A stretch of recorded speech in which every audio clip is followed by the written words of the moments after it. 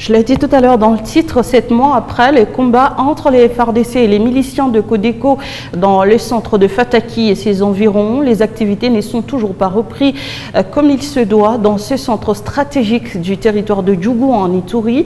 Plusieurs villages aux alentours sont toujours contrôlés par ces miliciens, situation qui rend la vie de la population difficile. Marcus Jean-Loïka est allé à la rencontre de cette population et nous signe ce reportage.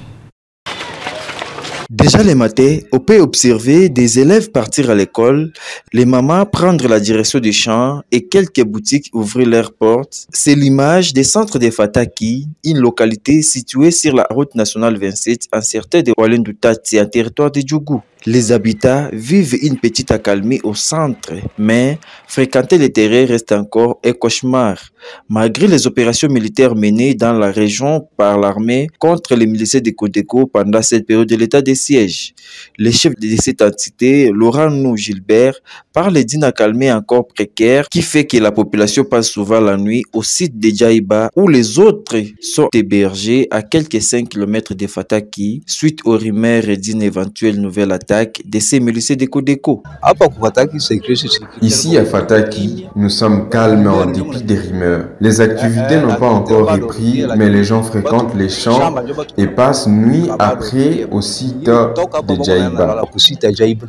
Si au centre l'ennemi a été délogé, mais aux périphéries, c'est Codeco contrôle encore plusieurs entités et empêche la population d'accéder aux champs lointains.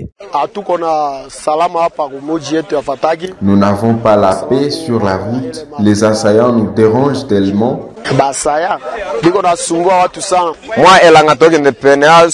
Nous ne fréquentons que les chats d'à côté. Si tu pars loin, on te tue. Il faut renforcer les positions militaires un peu loin du centre. Par rapport à l'opération d'enrôlement, un centre sur 3 est à ces jours opérationnel. La population plaide pour un cessez-le-feu proprement dit de ces miliciens de Codeco signataires d'un acte d'engagement.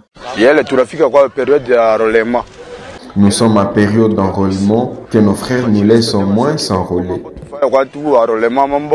Rappelons que les miliciens de Codeco avaient fait irruption en juin 2022 dans cette localité de Fataki où on avait assisté aux intenses combats entre les FARDC et ces miliciens pendant 5 jours durant.